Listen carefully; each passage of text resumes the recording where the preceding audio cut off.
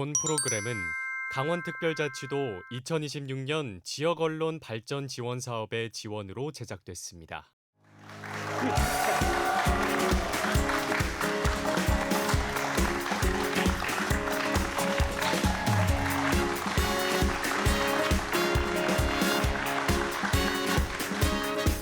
시청자 여러분 안녕하십니까. 오늘은 특별 기획으로 인사드리겠습니다. 1년 전 이맘때 강릉은 사상 최초로 정부가 가뭄 재난 사태를 선포한 도시가 됐습니다. 물이 없어서 국가소방동원령까지 내려졌었죠. 하지만 이게 비단 강릉만의 일이 아니라는 게 바로 얼마 전 확인됐습니다. 지난 광복절 연휴에 경남 거제에선 사흘 동안 무려 900mm가 넘는 폭우가 쏟아졌죠. 자, 바로 직전까지 극심한 가뭄으로 고생했던 이곳에 정말 기록적인 물폭탄이 바로 쏟아진 거죠.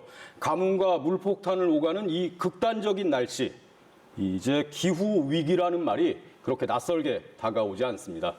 자, 그리고 강원도 동해안에는 지금 거대한 AI 데이터 센터들이 들어서려고 준비를 하고 있습니다. 기후 위기 시대, 막대한 물과 전력을 쓰는 이 첨단 산업이 기회가 될지 아니면 또 다른 위기를 불러올지 오늘 함께 이야기 나눠보겠습니다. 자, 그럼 오늘 함께 해주실 네 분 소개해드리겠습니다. 기후위기와 경제의 연결고리를 진단해 주실 경제학자 홍종호 교수 나오셨습니다. 기후위기 현장의 농촌 이야기를 생생하게 전해주실 정은정 작가십니다. 지역의 산업발전과 미래 전략을 함께 고민해 주실 김호규 전 위원 오셨습니다. 동해안 지역의 현장 실태를 짚어주실 하태성 대표 나오셨습니다. 자, 그리고 오늘 녹화 현장에 AI 시대를 살아갈 우리 미래 세대 청년과 학생 여러분께서 방청객으로 함께 해주고 계십니다. 반갑습니다, 여러분.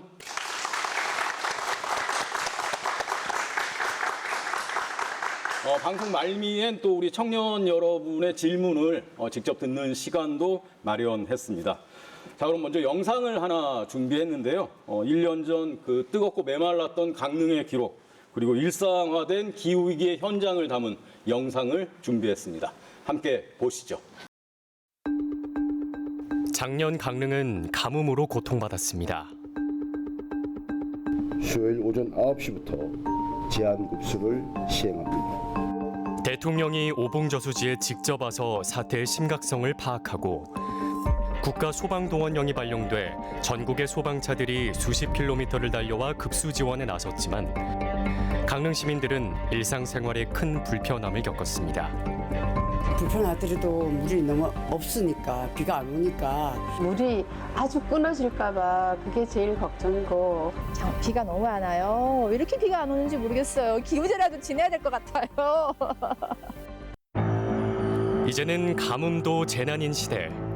우리는 어떻게 대비했어야 했을까요? 사실은 기후 영향이 정말 직격한 사건이죠. 사전에 물그릇을 확보하기 위한 노력들을 쭉 해왔었는데 이렇게까지 심각한 적은 없었거든요.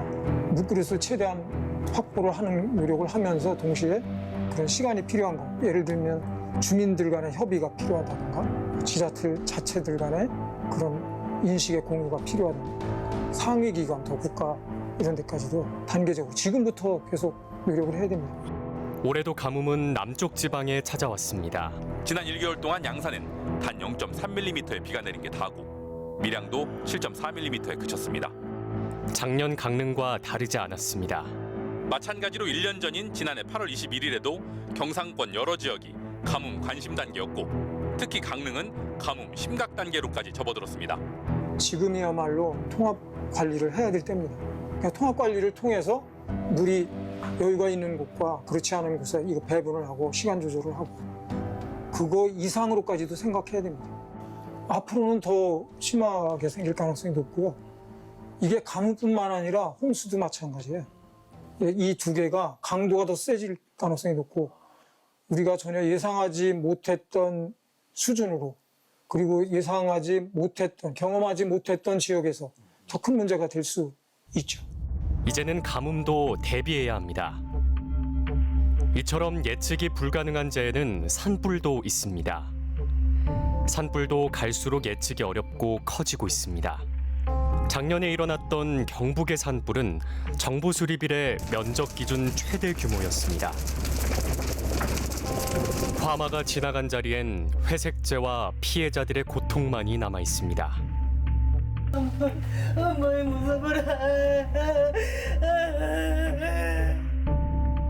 바다 또한 기후위기의 예외가 아니었습니다. 강원도 동해연안 전체 60% 이상이 사막화가 진행된 지도 오래입니다. 해초 해조류는 이산화탄소를 흡수하고 그다음에 산소를 공급함으로써 탄소 흡수로서 매우 중요한 역할을 하게 됩니다. 바다의 숲이 사라지고 있는 현실. 우리 어민들은 어떻게 적응할 수 있을까요? 명태는 사라진 지 오래. 이제는 오징어도 잘 안 납니다. 강원 동해안 북부 해역에서 어린 참다랑어가 처음 출현했습니다. 그동안 못 보던 어종이 많이 잡혀도 마냥 좋은 일일 수 없습니다. 다랭이라는 거는 이 성질이 급해가지고 그 문을 치들면 금방 죽어버려요. 그러니 그 네 배려도 그 썩으니까. 바다의 수온이 변하면서 어종이 바뀌는 문제도 생기지만 해수면이 상승하고 연안 지형이 바뀌면서 해안이 침식되고 인공 구조물로 인해 침식이 가속화되는 경우도 있습니다. 당연히 해당이 됩니다. 그러니까 기후 위기로 인한 아니면 지구 온난화로 인한 해수면 상승은 전 지구적으로 일어나고요. 그러면서 이 지역 같은 경우는 과거의 일자형이 지금은 톱니형으로 이렇게 바뀐 상태예요. 환경부의 생태경관 보전지역으로 지정된 강릉 안인사구. 해안선을 따라 길게 뻗은 사구의 해변은 이제는 더 이상 볼 수 없습니다. 북쪽은 강릉항, 남쪽은 화력발전소의 개발로 해안선이 바뀌었습니다. 사실 원인은 복합적이에요. 원인은 두 가지가 다 결부되어 있습니다. 자연적인 원인과 인위적인 원인이 두 가지가 있습니다. 그러니까 해수면이 상승하게 되면 당연히 해안의 공간이 좁아질 수밖에 없습니다. 그래서 자연적인 침식이 있는데 문제는 심각하게 침식된 지역들을 살펴보면 거기에는 인위적인 개발이 항상 포함되어 있어요. 기후위기가 동시다발적으로 발생하는 이 시대에 우리는 어떻게 적응해야 할까요? 앞으로의 그 기상이변은 우리가 여태까지 경험하지 않은 패턴으로 일어날 거다. 어떻게 보면 폭우와 가뭄이 동시다발적으로 일어나는 복합재난으로 일어날 거라고 이미 경고를 했어요. 그러니까 그 경고가 나온 지가 벌써 5년이 넘었어요. 폭염과 가뭄에 시달렸다가 지금은 폭우와 홍수 이런 문제가 한 계절에 동시에 일어나는 거죠. 그래서 이런 문제가 앞으로도 계속 될 거예요. 여기에 대한 준비를 우리가 해야겠죠. 우리가 하루아침에 뭔가를 해가지고 개선된다고 볼 수 있냐? 그 단계는 이미 지났다고 보거든요. 그렇지만 지금이라도 우리가 결국은 변화된 이 지구의 기후 환경에 적응해서 살아야 되거든요. 관행적으로 생각했던 과거의 경험에 의해서 축적된 우리의 그 대응책이 이제는 바뀌어야 되겠죠.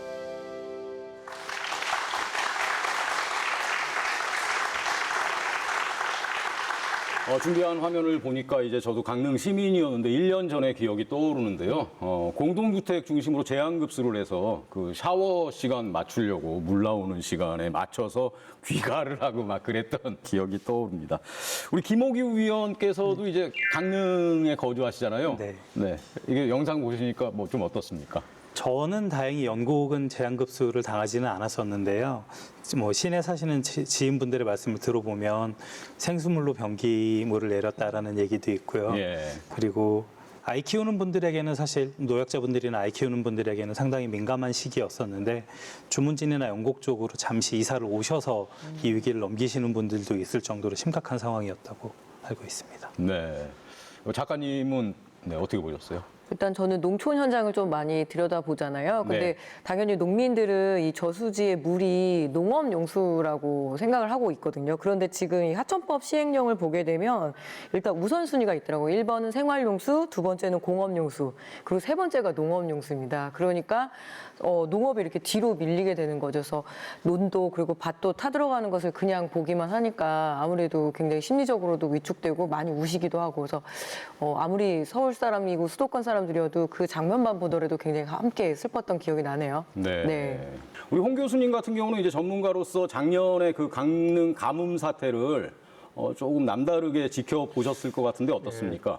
제가 어디 이제 대중 강연을 할 때면 보통 이제 이상 기후, 극한 기상 현상에 폭우, 폭염, 산불, 가뭄이 있는데 그래도 한국은 아직까지는 가뭄은 그렇게 나타나지 않았다. 이게 제가 작년에 이 강릉에서 가뭄 사태 이전에 제가 했던 얘기거든요. 근데 이게 한 달 동안 뭐 최고로는 75% 제한급수가 들어가는 상황을 보고 이게 유럽에서나 있던 일이었는데 이제 한국에서도 일어나는구나 해서 결국은 그 네 가지 양태, 이 기후 피해 네 가지 양태가 다 이제 대한민국 땅에서도 일어나는 현상을 확인을 하게 되는 그런 시점이었어요. 근데 올해도 역시 그 가뭄이 이제 남쪽에서는 발생을 했기 때문에 이제는 이러한 극한 기상현상이 일시적인 현상이 아니라 완전히 일상화되고 구조화됐다. 이런 생각을 하게 됐습니다. 네. 우리 정 작가님도 이렇게 일시적인 재난이 아니라 새로운 일상이 되고 있다. 이런 걸 좀 농촌 현실에서 많이 느끼십니까? 예, 이미 농민들은 기후 위기도 아니다. 이건 기후 재난이다라는 말을 거의 일상 용어로 쓰시거든요. 이번 양산에 42.5도까지 올라가면서 제한급수가 시작됐고 그리고 국가 소방 총동원령이 있었는데 바로 지난주엔 또 이렇게 비가 너무 많이 와서 또 이렇게 희생자도 생기고 이런 상황에서 보게 되면 그동안 생산 기반 자체가 많이 위태로웠거든요.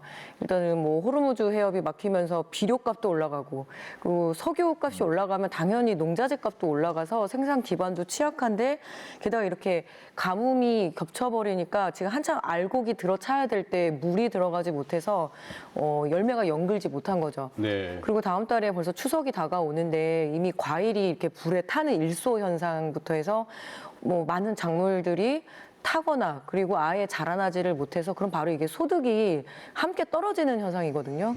그래서 이미 농촌이 초고령화 상태인데 나이 들면 농사 지어야지 이제 이런 게 아니라 농사일 자체가 이 뜨거운 태양 밑에서 한다는 게 위험하고 소득이 떨어지니까 일을 더 많이 하고 집중력이 떨어지다 보니까 다치기도 하고 이게 바로 이제 기후 위기이자 기후 재난이라고 할 수 있죠. 우리 하태성 대표님도 좀 많이 느끼십니까? 예, 그렇습니다. 우리가 이제 이상기후라고 하지만 사실은 기후학자들은 좀 심하게 보면 이제 6대 멸종의 시간이라고 보고 있어요. 우리가 탄소 문명을 접하면서 이제 요 1.5도라고 하는 파리기후 협약은 이미 넘어섰고 그 이후에 이제 우리들을 어떻게 해야 될 것인가에 고민을 하는데 이대로 가다는 이제 지구에서 더 이상 인간이 살 수 없는 정도가 100년 안에 올 것이다라는 아주 급진적 얘기를 하는 학자들도 계십니다. 그러니까 지금은 이제 통제가 가능한 범위를 넘어섰다 이렇게 말씀을 드리고 있어요. 그러니까 아주 심각한 건데 우리는 그냥 당연히 이상기후 그냥 기상 뭐 이변 이 정도로 지금 받아들이고 있다고 하는데 좀 문제가 있다고 봐요. 특히 이제 정치하시는 분들이 좀 더 심각하게 좀 받아들여야 된다고 봐요. 이제 강릉시가 지난 1년 동안 가뭄에 대한 어떤 대응과 노력을 어느 정도 진척을 했고 1년 동안 뭐 어떤 또 성과가 있었는지 발표를 한다고 하거든요. 근데 그 발표 결과도 저희가 좀 관심을 갖고 지켜봐야 할 것 같습니다. 기후 변화를 정말 직접적으로 느낄 수 있는 곳이 말씀해 주셨다시피 이제 농어촌이잖아요. 그 농촌 같은 경우는 작물 지도가 이제 막 뒤엉켰다. 뭐 이렇게 얘기하는데 실제 뭐 사례 같은 건 어떻습니까? 일단 강원도가 사과 주산지가 된 것이 굉장히 깜짝 놀랍습니다. 정선 임계가 특히 사과가 유명하죠. 양양에서도 사과가 나오고 예전에 이제 아주 추운 지역으로 이렇게 이 사과가 옮겨갔는데 또 추운 날씨를 좋아했던 고령지 채소 주산지잖아요. 배추하고 무. 근데 이번에 되게 큰 어려움을 겪으셨다고 하는데 이 전반적으로 축산지도도 이동을 한다라고 이렇게 이야기를 합니다. 그래서 아무래도 오랫동안 한 그 작물을 길렀던 한 50년 정도 예를 들어서 내가 사과 농사를 지었던 농민이었는데 이제 더 이상 사과 농사가 되지 않아서 뭐 다른 작물로 바꾼다라는 게 쉬운 게 아니거든요. 갑자기 우리한테 다른 직업을 가져봐라 이렇게 했을 때 어렵잖아요. 그래서 보통 그럼 이제 앞으로 강원도 사과 먹으면 되지. 그런데 그게 아니라 기존의 사과 농가들 그리고 기존의 어떤 축산 농가들이 가는 그 고통은 이렇게 소비자들이 간편하게 말할 수 있는 그런 상황들은 아닌 거죠. 우리 하 대표님 바다는 좀 어떻습니까? 똑같죠. 뭐 바다라고 다를 게 없고요. 사실은 저는 이제 거의 매일 그 삼척에 있는 작은 번개 시장이라고 하는 시장에를 나가서 어종들을 계속 관찰하고 있거든요. 그러니까 매년 관찰하고 있는데 이제 우리가 흔하게 보였던 뭐 오징어들이 사라지고 있고 뭐 동해에 자주 잡혔던 도루묵 이것도 이제 귀한 대접받는 도루묵이 되고 있고 곰치 뭐 이런 어종들이 바뀌고 아까 VCR에서 보셨듯이 참치가 대거로 잡히고 있고 그다음에 아열대성 어류인 파랑돔이 이제 울릉도나 이 인근에도 잡히고 있고 그래서 보니까 2024년에 연근해안 생산량이 전년보다 한 11.6%도 감소했다는 통계도 있고요. 뭐 오징어 같은 경우는 수온의 변화가 한 2에서 4도 정도만 영향을 받으면 어군이 아예 사라지는 경향이 있다고 그래요. 그래서 농사도 뭐 농사의 방법이 바뀌어야 되는데 어업도 마찬가지죠. 어종에 따라서 어업의 방식이 또 바뀌어야 되니까 아까 말한 직업을 바꿔야 되는 저인망을 하다가 양강망을 하게 될 경우가 발생하는데 이런 거에 대한 대책이나 고민들이 별로 갑자기 직장을 바꾼다는 게 불가능하잖아요. 어민들도 마찬가지죠. 그래서 굉장히 총체적 난국에 있다라고 보고 있어요. 현장 농민들 같은 경우는 좀 어떻게 적응하고 있습니까? 적응을 해야 될 거 아니에요? 뭐 적응을 하셔야 되는데 워낙 이제 이 생산량 자체가 줄어들기도 하고 또 품질이 저하가 되다 보니까 또 소비자들이 외면도 하기도 하고요. 그렇게 되다 보면은 더 많은 빚을 내서 농사를 짓고 또 보험도 들어야 되고 소득 저하는 어떤 현상들을 이뤄지냐면 농민이 농업만으로는 이제 생계를 꾸리기가 어려우니까 투잡, 쓰리잡 상태. 그래서 집중력이 상당히 떨어져서 그게 나의 건강 자체를 위협한다라는 얘기들을 참 많이 하시거든요. 그래서 단순한 그런 문제가 아니다라는 거고 대책으로는 주로 정부는 이제 스마트팜이나 그리고 이제 품종 전환 이제 우리나라가 아열대 기후로 전환이 되니까 뭐 이렇게 열대 과일 뭐 백향과 뭐 그리고 뭐 망고 이런 것들 많이 심거든요. 근데 겨울이 또 있는 국토다 보니까 기후다 보니까 그때는 또 석유를 이용해서 난방을 해야 되는 거예요. 더 에너지에 의존하는 구조가 바로 지금 현재 기후 위기에 있어서의 생산 문제거든요. 근데 이 문제를 단순히 농업의 문제로만 볼 것이냐 아니면 우리 어떤 식량 위기 그리고 먹거리 안정성을 확보하기 위한 공동의 대응이 필요할 것이냐 이게 굉장히 중요할 것 같습니다. 네. 뭐 경제학자시니까요. 그 기후 위기가 밥상 물가엔 직접적으로 좀 어떤 상관관계가 있습니까? 뭐 우리나라 곡물 자급률이 21%밖에 안 되는 나라예요. 우리나라는 대부분의 사료를 다 수입하는 나라거든요. 굉장히 곡물 면에서 안보 면에서 취약한 나라죠. 근데 우리 한국 사람들 좋아하는 뭐 커피라든지 원두 이것도 브라질 아니면 저 아래 베트남인데 여기 작물 작황이 2024년도에 굉장히 안 좋았고 가뭄이어서 뭐 코코아 초콜릿 원료되는 거 이것도 뭐 날씨 안 좋고 그것보다 더 이제 심각한 밀이라든지 옥수수라든지 이런 것들이 지역 곳곳에서 지금 기후변화 때문에 작황이 안 좋기 때문에 이렇다는 얘기는 결국 글로벌 농산물 시장에서 가격이 폭등한다는 것이고 심지어 어떤 나라들은 일부 기간 동안 수출 금지도 했습니다. 그러니까 우리나라의 직격탄이거든요. 저도 사실 삼겹살 참 좋아하는데요. 이 가격이 이제 폭등하는 상황이 정말 안 그래도 많이 올랐지만 더 충분히 오를 수 있는 상황이 생길 수 있는 거여서 그래서 오죽하면 요새 히트플레이션, 폭염 때문에 인플레이션이 생긴다 이런 용어들이 나올 정도이기 때문에 이거는 좀 아까 중요한 말씀하셨는데 정부에서 이런 문제를 여름만 잘 버티면 되지 않을까 이게 전혀 아니거든요. 이게 지금 가을에 작황이 안 좋으면 그 다음에 사과값이 금사가 되는 거잖아요. 그래서 이런 걸 우리가 좀 굉장히 구조화돼 있다는 걸 정부가 굉장히 깊이 인식해서 여러 부처에서 기후발 경제 피해가 어떤 영역에서 어떻게 미치고 심각성은 어떠한지 앞으로 수입 다변화를 어떻게 해야 될지 이런 것들을 굉장히 고민을 해야 됩니다. 여름만 잘 버티면 되겠지 절대 아니라는 거죠. 사실 이렇게 얘기하기 시작한 게 국제금융권에서도 한 10년 됩니다. 농산물발 인플레이션 이걸 심각하게 봐야 한다. 전 세계 중앙은행의 총재들이 모여서 이 회의를 한 게 이제 10년 정도밖에 안 돼요. 그러니까 다행히 이제 우리나라 중앙은행, 한국은행에서도 이런 문제를 굉장히 심각하게 몇 년 전부터 이제 보고 있거든요. 연구도 많이 합니다. 그러니까 기후발 실물 경제에 미치는 피해, 그 실물 경제에 미치는 피해가 금융에 미치는 피해, 이거를 쭉 연결해서 보는 이런 연구들을 계속해서 하고 있는데 이거는 이제 굉장히 중요한 거고 그래서 그런 거시적인 어떤 변화뿐만 아니라 개별 정책, 농업, 사실은 제가 아직 말씀 안 드렸습니다만 이게 노동 생산성에 미치는 영향도 굉장히 많거든요. 예. 여러 분야, 특히 야외 노동 같은 경우 여러 분야에 특히 요새 배달업이 얼마나 많습니까? 그리고 에어컨 설치하면 실외기 밖에 설치하는 기사분들, 여러분들의 그 온열 산재가 많다는 연구들, 뭐 저도 그런 연구를 했습니다만, 그래서 이런 것들이 계속 생기고 있기 때문에 이걸 단순히 그냥 여름에 좀 넘기면 되겠지, 절대 그렇지 않다는 거죠. 예. 그러니까 상황이 이러니까 과거에는 교통이나 뭐 인력 이런 게 산업 입지의 핵심이었는데 이제는 물이나 전력 공급 또 폭염 위험이 기업의 투자 기준이 되고 있잖아요. 자, 기후 위기가 기업들의 투자와 산업 전략까지 바꾸고 있다고 봐야 할까요? 김호규 위원님 어떻습니까? 우선 기후위기로 인해서 여러 가지 논의들이 되고 있는데 지금 큰 흐름으로 보자면 이제 석탄 화력 혹은 석유, 오일 기반의 국가 정책들이 최근에는 전기 국가라는 정책으로 바뀌고 있습니다. 그래서 태양광 발전을 포함한 이제 다양한 친환경 발전들을 통해서 전기를 직접적으로 생산하고 소비하는 형태로 모든 인프라들이 바뀌고 있고요. 최근에 이게 이제 AI랑 연계가 되고 있는데 이제 북미 같은 경우에는 그 신규 투자, AI 관련된 신규 투자가 이제 스타트업 전체에서 60% 이상 이 AI 산업으로 투자가 되고 있고요. 북미 같은 경우에 버지니아 쪽에 16기가와트 정도의 데이터 센터가 지어지고 있고요. 그리고 신규로 건설되는 전체 건설 시장에서 비즈니스 건물을 지어내는 총 비용보다 데이터 센터를 지어내는 비용이 훨씬 더 이제 초과를 해서 그냥 전체 상업시설 건물 짓는 것보다 데이터 센터 짓는 비용이 더 자금이 많이 투자될 정도로 산업 환경 자체가 아예 바뀌고 있습니다.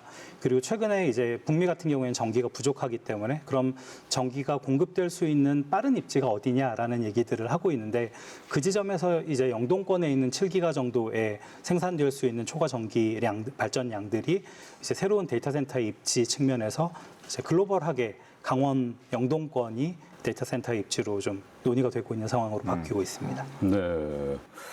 기업들의 변화 움직임 좀 크게 봐서 어떤 것들이 있을까요?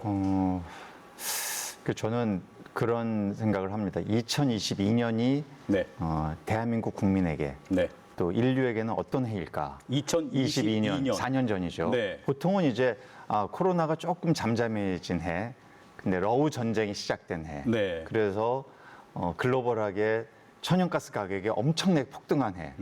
그리고 대한민국에서 한전에 이 적자 규모가 30조를 넘어선 해. 이걸 이렇게 기억하는데요. 저는 또 하나 주목하는 게 2022년 11월에 챗 GPT가 처음 출시됩니다. 그게 2022년 11월이거든요. 그렇군요. 예. 이제 4년이 채 안 됐는데 우리가 보통 하는 요새 뭐 하이퍼 스케일러라는 말도 쓰고 뭐 빅테크 이런 말 쓰는데요. 이 5개 우리가 다 아는 그 전 세계 시가총액 1, 2, 3, 4, 5위 이 5개 기업이 다 빅테크예요. 근데 2022년 11월에 시가총액을 0으로 잡았을 때 0이 아니지만 0으로 잡았을 때 4년이 안 돼서 지금까지 15조 달러의 시가총액의 증가가 있었습니다. 15조 달러라는 얘기는요. 대한민국의 1년 GDP가 한 1.8조 정도 되거든요. 한 8배인가요? 9배? 이 정도 는 거예요. 그래서 이게 세상이 아까 굉장히 중요한 말씀 하셨는데 이렇게 되면서 어마어마한 전기 소비, 물 소비가 뒤따라온 겁니다. 사실 그 전까지는 기후변화 때문에 이제 에너지 전환해야 된다. 그리고 기업들이 그 유명한 아리백 해야 된다. 이제 석탄 화력으로는 더 이상 안 된다. 이런 흐름이 쭉 있어 왔거든요. 그리고 실제 이걸 성취하는 기업들도 있었고 이걸 또 굉장히 자기 마케팅 전략으로 사용하기도 했었는데 챗 GPT가 나오면서 정말 특히 중국과 미국에서 이 경쟁적으로 가장 소비자들에게 잘 다가가는 최첨단 AI를 만들기 위한 경쟁이 거의 목숨을 건 경쟁이 시작되면서 그에 수반되는 전력 소비가 증가를 하게 되면서 지금까지의 더 이상 이제 석탄으로는 안 돼, 가스로는 안 돼, 이제 에너지 전환해야 되고 재생의 중심으로 가야 돼. 이 흐름에 좀 변화가 온 것도 사실이에요. 이거를 부인할 수 없는 변화가 지금 오고 있는데요. 과연 이 시점에서 그러면 인류는 또 대한민국은 어떤 선택을 할 것인가. 이게 저는 굉장히 중요하다고 보고요. 그래서 결국 이제 할 수 없다. 이 AI 데이터 센터 이 전력화의 길을 우리가 따라갈 수밖에 없고 그러면 석탄이든 가스든 원자이든 다 돌려야 된다. 네. 전력 소비가 꼭 필요하니까. 한쪽에서는 야 그렇게 하면은 여러 가지 위험이 가중되고 지금 우리가 얼마나 지금 기후변화 때문에 위기가 속출하고 있다는 얘기를 계속해서 했는데요. 그런데 거기에 전력 공급을 위해서 석탄 가스 화력을 돌려야 된다는 얘기야 분명히 이게 충돌되는 지점이 있거든요. 네. 그래서 저는 이게 오늘 뭐 토론도 그렇지만 앞으로 정부도 그렇고 뭐 인류 전체가 과연 이 문제를 어떻게 우리가 바라볼 건지 AI가 우리에게 가져다주는 미래는 어떤 것인지 그에 수반되는 불가피한 전력 소비의 증가를 우리가 어떻게 볼 것이고 이거를 제어할 수 있는 힘이 인류에게 있는 것인지 대한민국은 어떤 길을 가야 할 것인지 여기에 대한 정말 너무 진지한 고민을 해야 되지 않을까. 네. 안 그래도 대한민국은 전력 공급이 이렇게 쉬운 나라도 아니고 게다가 막혀 있잖아요. 우리는 섬이나 마찬가지예요. 북한이 저렇기 때문에 네. 그냥 이 안에서 전력 공급을 다 하고 수요를 해야 되는 나라이기 때문에 일본하고 똑같죠. 섬이죠, 섬. 그래서 이런 상황에서 앞으로 대한민국이 헤쳐가야 될 미래가 녹록지 않은데 기후를 제가 좀 우려하는 것은 아까 굉장히 중요한 말씀하셨는데 기후를 좀 정부가 올해 들어서 이렇게 지금 피해는 속출하고 있는데도 조금 정책 우선순위에서 좀 밀려 있는 것 아닌가라는 우려를 조금 하고 있습니다. 예. 네, 그 얘기는 제가 좀 다시 좀 하도록 하고요. 우리 뭐 기후 환경부가 있긴 한데 우리나라에 지금 이제 사실은 기후와 환경을 에너지가 합쳐 있는 기후 환경 에너지부이긴 한데 기후 환경과 에너지가 합쳐지는 게 온당하냐 하는 생각이 좀 들긴 해요. 사실은 에너지를 따로 빼고 환경이 따로 나와야 되는 거 아니냐는 생각 들어요. 거시적으로 본다면 사실은 우리가 6대 대멸종을 얘기하고 1.5도가 이미 이제 통제선을 넘었다라고 이미 하고 있고 이런 상황에서 계속해서 경제 발전을 위한 그 지표에 매몰돼 있지 않느냐 하는 생각을 좀 해요. 사실 대한민국 사회 70년 동안 3% 이상의 성장을 계속적으로 해왔어요. 대한민국은 한 번도 제로로 가거나 마이너스 성장을 해본 적이 없는 전 세계 유일한 국가입니다. 한 3번 있긴 네, 뭐 아주 작은 IMF 뭐 이런 예, 고난의 시기들이었으니까 그건 뭐 국제적으로 전부 그랬으니까 그렇다면 이제 우리가 좀 더 인간의 삶을 좀 뒤돌아볼 수 있는 기간들을 좀 가졌으면 좋겠고 그게 사실은 어쩌면 기후 위기라고 하는 우리에게 주어진 사명 같은 것들이다라고 본다면 대한민국 사회가 좀 더 지속 가능하고 그 연착륙할 수 있는 기반들을 좀 만들었으면 좋겠다는 생각을 좀 저는 개인적으로 좀 해요. 예. 그래서 데이터 센터를 반대하는 것이 아니고 사실은 좀 이따 나오겠지만 예, 얘기를 예. 좀 해보죠. 네. 뭐 기후 위기 근본 원인 얘기하자면 결국에는 화석 연료 그리고 에너지 전환 이쪽으로 갈 수밖에 없는 거잖아요. 그러니까 에너지 전환이라는 목표로 좀 가야 되는 거 아닙니까, 교수님? 네, 그거는 뭐 분명하고요. 그 길은 그 거대한 흐름은 지금은 이제 더 이상 막을 수 없다라고 보는 게 미국이 좋은 사례입니다. 뭐 트럼프 대통령 이제 2년 차들 약간 힘이 꺾인 것 같아요. 최근에 이제 지지율도 많이 떨어지고 그런데 네. 트럼프 대통령이 작년에 취임하면서 했던 얘기가 기후변화는 거짓이다. 심지어 사기란 말을 썼어요. 영어로 호흡스란 말, 이 사기다란 말을 썼어요. 예. 사실 저는 뭐 이렇게 놀라지는 않았습니다. 뭐 트럼프 대통령이 워낙에 좀 독특하니까. 그런 그런데 사람인 걸 알고 계시죠? 예, 알고 있었죠.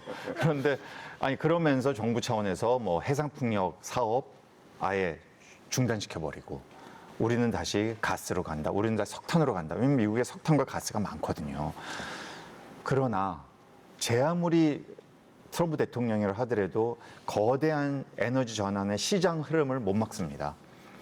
작년 이후로 미국 내에서 신규 설치된 발전소의 95%가 재생에너지입니다. 그중에 다수가 태양광이고요. 예. 이 이유가 있어요. 다른 이유가 아니고 제일 싸고 제일 빠르게 설치할 수 있다는 거죠. 이거를 이길 수 있는 발전원은 없습니다. 제일 발전 단가가 싸고 제일 빠르게 설치할 수 있다. 그러니까 앞다투어서 전기를 많이 필요로 하는 빅테크 기업들이 어떻게 하면 태양광을 많이 통해서 전기를 공급받을 수 있을까 열심히 몇 년 동안 노력을 한 거죠. 예. 거기에 이제 AI라는 변수가 들어오긴 했습니다만 그 거대한 흐름은 분명하고요. 특히 최근에 호르무즈 이중 봉쇄가 계속되면서 더더욱 이 에너지 전환, 재생에너지는 호르무즈가 봉쇄가 되거나 안 되건 관계없이 바람과 햇빛으로 가는 거니까 예. 이거는 전쟁과 무관하거든요. 그렇기 때문에 가장 안정적인, 즉 요새 굉장히 화두가 돼 있는 에너지 안보, 이 시큐리티 이 차원에서 가장 바람직한 발전원이다. 가장 바람직한 에너지원이라는 것에 대해서는 뭐 전문가는 물론이고요. 뭐 대다수 국가들이 동의하고 있는 거죠. 예. 거기에 덧붙이자면 사실은 유일하게 에너지원을 공급하는 유일한 동력 중에 회전체가 없는 전기를 생산해서 회전체 없이 전기를 생산해서 태양 에너지밖에 없습니다. 예. 나머지는 회전체가 있기 때문에 복잡합니다. 소음도 심합니다. 장치의 설치의 기간도 깁니다. 그런데 햇빛은 회전체가 없는 전기로 바로 만들 수 있는 에너지 장치이기 때문에 엄청나게 좋은 에너지 장치라고 보고 있어요. 근데 그것을 마치 가져다가 다른 방식으로 쓰는 사람들이 계셔요. 햇볕을 마치 그래서 회전체가 없다는 방식의 전기의 문제들을 한 번도 생각을 안 하시는 것 같더라고. 근데 태양은 회전체 없이 전기를 만들 수 있어요. 햇빛 발전이라고 하는 아주 네. 중요한 지점들이라고. 사실 이제 우리가 기후위기라고 하는 거대 담론이 하나 있고 아까 AI라고 하는 거대 담론이 또 하나 있는 이게 이제 사실은 그 상충할 수밖에 없는 구조들을 가지고 있어요. 에너지를 많이 잡아먹는 데이터 센터를 하는데 어떻게 재생에너지로 가야 되느냐라고 얘기를 하고 있는데 사실 대한민국 그런 측면에서 에너지 정책이 아주 잘못되고 있다고 저는 보는 거죠. 12차 전력 수급 계획에서도 이제 핵발전소 증원을 얘기를 하고 있고 또 그런 지점에서 엄청나게 이제 우려를 표하고 있는 거죠. 사실은 기후위기 주범은 누구나 다 아시잖아요. 석탄, 화석연료로부터 시작된 건데 그 화석연료를 줄이지 않고 뭔가를 하겠다는 것은 기후위기를 계속 가중시키는 거거든요. 최근에 이제 정부가 추진하고 있는 햇빛 발전 마을, 햇빛 소득 마을 같은 경우를 보면은 사실은 주민들의 삶의 변화는 별로 없는 거고 소득의 방점이 찍히다 보니까 저는 그런 생각을 해요. 사실은 이분들이 햇빛으로 만든 전기를 팔아서 연탄 떼고 살아야 되는 거 아닌가 하는 아주 아이러니하게 접하게 되더라고요. 그래서 그런 지점에 대해서는 충분한 국가의 정책이 있어야 된다. 정책의 디테일함이 있어야 된다. 저는 그렇게 생각을 하고 있죠. 신재생 에너지 말씀하신 부분들 되게 중요한데 신재생 에너지의 제일 큰 이슈는 가능성 이슈거든요. 태양광 발전, 이건 풍력 발전, 이건 24시간 개런티 되는 건 아니잖아요. 그런데 AI 데이터 센터 같은 데서 이용을 하려면 전기가 사실은 계속적으로 공급이 되어야 되거든요. 그래서 지금 얘기 나오고 있는 것 중에 제일 중요한 게 이제 배터리 기반의 ESS, 이제 전기를 저장하는 환경들이 있는데 태양광 발전에서 되는 것들을 개통에다 붙였을 때에 이게 개통에 계속 붙이지 못하는 여러 가지 문제들이 있는데 배터리를 통해서 저장하는 마이크로그리드 환경에서 이제 전기차 배터리를 활용하는 쪽으로 이야기들이 많이 되고 있고요. 지금 테슬라 같은 경우에 보시면 테슬라를 전기차 회사라고 알고 있지만 사실은 배터리 회사라고 보는 편이 맞을 것 같고요. 앱스토어에서 테슬라 앱에 들어가 보면 집 안에서 전기차에다 전기를 어떻게 저장하고 활용하는 식의 구조들을 제안하는 것들이 좀 많이 나와 있는데 그런 부분에서 전기국가라는 전략이 뭐 AI 데이터 센터 얘기도 계속되고 있지만 신재생 에너지를 저장하는 측면에서 배터리와 전기차에 대한 정책들이 또 상당히 많이 고려가 되어야 하고 그런 부분에서 전기차 보급을 좀 더 적극적으로 해야 된다라는 부분들이 또 최근에 제안되고 있는 내용이기도 하고요. 관련해서 이제 V2G라고 해서 전기차의 전기를 그리드에 붙이는 쪽의 얘기들이 이제 제주에서 실증이 되고 있기도 합니다. 예.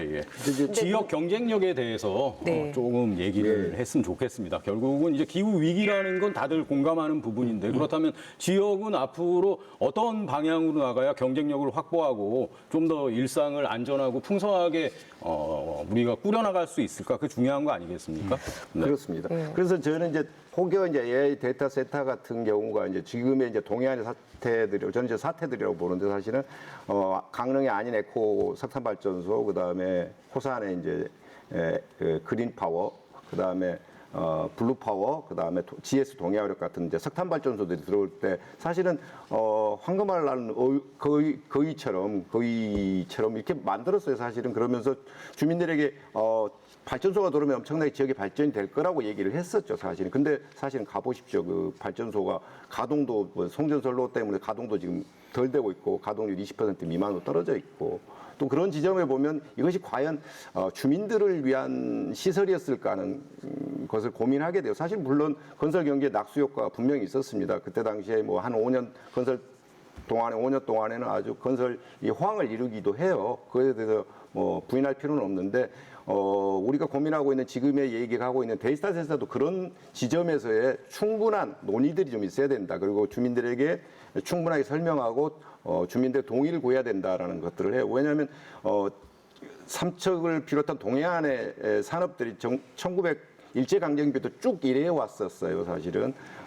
시멘트 공장이 지어지고 철광석 광산들이 개발되고 석탄 광산이 개발되면서 사실은 그 알맹이는 쏙 수도권과 대도시가 가져가고 나머지 공해가 환경오염과 공해, 그다음에 주민들의 불평과 희생들은 지역에 고스란히 남겨두었던 산업이긴 해요. 그래서 우리가 식민지라고 하는 정기 식민지라고 하는 얘기를 좀 하는 경향도 많은데 그런 지점에서는 데이터 센터가 혹여 또 데이터 식민지가 되지 않을까 하는 우려를 되게 많이 가지고 있죠, 저희들은. 네. 친환경 재생 에너지 전환에 대해서 그 흐름을 뭐 반대하는 사람들은 없을 거예요. 다만 태양광이 어디에 설치될 것인가. 그러면 농민들은 그러니까 여기는 식량을 생산하고 먹거리를 생산해야 되는 생산지인데 여기에 이 풍력이 들어오고 태양광이 들어왔을 때 우리의 삶의 근거지가 파괴되는 거잖아요. 그런 부분에 대해서 지역 갈등들을 굉장히 많이 보게 됩니다. 그렇다면 지금 국가가 확실히 뭐 식량 주권이든 혹은 식량 안보는 확실하게 하고 그리고 나서 재생에너지의 전환인데 지금은 너무나 손쉽게 농촌을 주목하고 농촌에 재생에너지가 들어가고 그렇다 보면 또 농촌 주민들은 또 떠날 수밖에 없거든요. 뭐 우리 지역 소멸 이야기들 많이 하고 하는데 앞에 바로 이렇게 커다란 송전탑이나 혹은 풍력 발전기가 돌아갔을 때 과연 주민들의 삶이 온전할 것인가 이 부분에 대해서는 되게 치열하게 토론을 해야 되고 무엇보다 농촌 주민들 고령화되고 그리고 목소리 크지 않다는 이유 때문에 마치 없는 것처럼 취급하잖아요. 근데 아니죠. 그분들의 목소리를 더욱더 증폭해서 들어서 의견을 좀 충분히 들어봐야 된다고 저는 생각합니다. 네. 저는 뭐 제가 강원도 도민이 아니기 때문에 어떤 지역의 어떤 발전 전략을 가져올 것인지 사실은 발전이라는 게 단순히 보전만 한다고 발전이 되는 건 아니기 때문에 적절히 성장 전략과 또 보전, 통합 이런 걸 같이 해야 되는데요. 그럼에도 저는 이런 생각은 합니다. 사람이 AI 없이는 살아도 식량과 에너지 없으면 생존이 안 되는 거거든요. 그렇죠. 예, 그런 면에서 식량 안보와 에너지 안보는 굉장히 중요하고요. 그래서 에너지는 그런 차원에서 특히 과거처럼 재생에너지가 없었을 때는 그런 기술이 발전하지 않았을 때는 좀 별 문제지만 지금은 워낙 앞에서 제가 강조했지만 워낙 싸게 빠르게 공급할 수 있는 게 대안이기 때문에 지산지소 그러니까 그 지역에서 전기를 생산하고 그 지역에서 이걸 소비할 수 있도록 산업 구조를 바꿔가는 게 저는 굉장히 중요하다고 보고요. 먹거리도 마찬가지입니다. 이게 로컬 푸드 얘기를 많이 하잖아요. 그래서 가급적 이거를 멀리 가서 저도 이제 과일 입맛 바꾸려고요. 제가 원래 사과 엄청 좋아하는데 네. 이제 이거 없애고 우리 이제는 남쪽에서 뭐 바나나는 기본이고 뭐 열대 과일 많이 나오다. 그리고 제가 이제 그런 쪽으로 입맛도 바꾸고. 근데 그 열대 과일에 너무 그러니까 에너지 비용이 많이 들어서 가격이 아, 그래요? 가격 상 어쨌든 그래도 충분히. 길게 보면 그게 나온대요 남쪽에서. 그래서 근데 제가 한 가지 말씀드리고 싶은 것은 농촌에서도 재생에너지 해야 됩니다. 그 약간 정확한 정보를 좀 보셔야 될 게 일본이 재생에너지 발전 비중이 25%예요. 사면이 바다임에 섬나라임에도 해상 풍력 거의 안 하는 나라거든요. 근데 어떻게 25%를 찍었냐? 반 이상이 농촌에서 있는 영농형 태양광입니다. 일본의 농촌도 다 고령화돼 있어요. 그 지역에서 이게 많은 분들이 오해하시는 게 농사를 짓는데 태양광이 들어오면 농사를 못 짓는 줄 아세요. 그게 아닙니다. 농사도 짓고 태양광도 하는 게 두 개가 병행 발전하고 그래서 더블 인컴이 되는 게 일본의 지금 농촌에서 나타나고 있는 일이에요. 그리고 기술 혁신도 엄청 돼요. 그래서 지붕형으로 안 하고 제일 그래도 농업 생산성에 피해가 적다고 하는 이렇게 수직형으로 합니다. 세워요, 도랑에. 네. 그래서 이렇게 해가 동해 서로 갈 때마다 계속 발전할 수 있도록 만들고 이런 것들이 계속 새로운 방안들이 대안들이 나오고 있기 때문에 실제 제가 남쪽에 뭐 이런 호남이나 이런 지역에 가서 보면 농민들께서 하신 분들은 다 좋아하세요. 소득 2배 됐고 또 아까 고령화 말씀하셨지만 안 그래도 그분들의 그래서 노동 생산성이 높아질 수가 없기 때문에 오히려 이거 하면은 전기 따박따박 공급해서 돈 벌 수 있어서 좋다라는 얘기를 많이 하시기 때문에 이거는 좀 저는 정부에서도 그런 쪽 노력을 많이 하고 있고요. 네. 이걸 단순히 농민이 또 농촌이 황폐해야 된다 이렇게 볼 것이 아니고 이걸 어떻게 수용해서 농민들의 소득도 올리고 그래서 농촌으로 우리가 돌아가는 것이 오히려 이익이 된다라는 쪽으로 생각하는 것이 좀 필요하지 않을까 생각합니다. 네. 지역 경쟁력과 관련해서 우리 김 의원님 뭐 좀 덧붙이실 말 있습니까?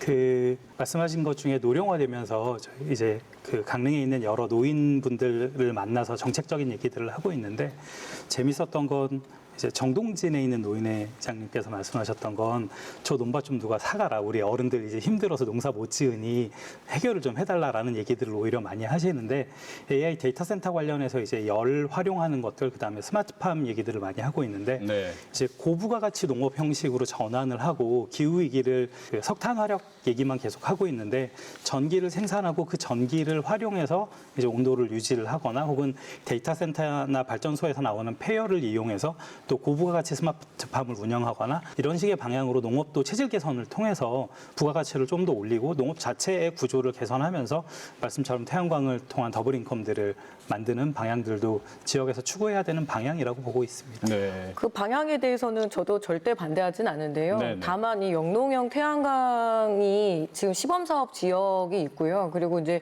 도입을 해보려고 하는 곳들이 있는데 가장 먼저 원하는 거는 공유지 먼저 해보고 그리고 이게 확실치가 않다 보니까 지역에서 확신들이 없거든요. 그래서 지금 모니터링 기간이라고 한다라면 충분한 어떤 견학도 있어야 될 거고 근데 뭐 좀 정보도 제공받아야 되는데 무조건 이게 소득도 된다 이랬을 경우에 농민들은 굉장히 두려움이 좀 크신 거죠. 그리고 스마트팜도 굉장히 중요한 전환이긴 한데 지금 현재 시점에서 이 청년들에게 스마트팜을 많이 권유하거든요. 그리고 정부가 지원한 어떤 기술적인 지원도 있지만 보조금 형태로 해서 어떤 금융 지원을 하게 되는데 문제는 뭐냐면 스마트팜에서 생산된 농수산물들이 이 불안정한 농업 유통시장에서 과연 제값을 받을 수 있는가. 그러니까 네. 유통시장 자체는 굉장히 흔들리는데 그냥 스마트팜만 해라 하니까 지금 많이 우려되는 게 혹시 청년 농민들이 빚더미에 앉게 되는 것은 아닌가. 네. 그런 우려들도 있거든요. 그래서 흐름은 전반적으로 다 동의는 하지만 중간중간에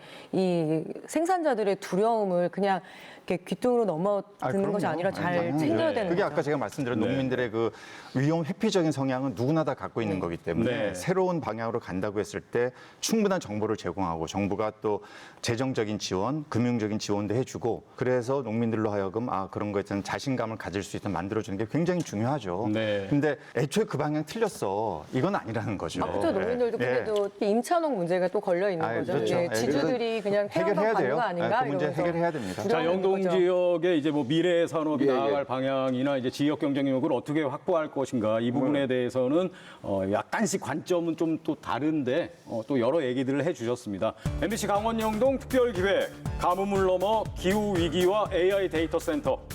지난해 강릉 가뭄을 시작으로 기후 위기가 농업과 업 또 우리 생활에 얼마나 큰 영향을 끼치는지 짚어봤습니다. 기후 위기는 단순한 환경만의 문제가 아니죠. 먹을거리, 물, 산업과 경제, 그리고 에너지 문제까지 이어지고 있습니다. 자, 다음 주에 2부가 계속됩니다. 2부에서는 에너지 전환이 세계적인 과제가 된 지금 AI 데이터 센터를 중심으로 우리 지역의 미래 산업과 또 에너지 전략에 대해서 깊이 있게 토론해 보겠습니다. 시청해 주신 여러분 고맙습니다.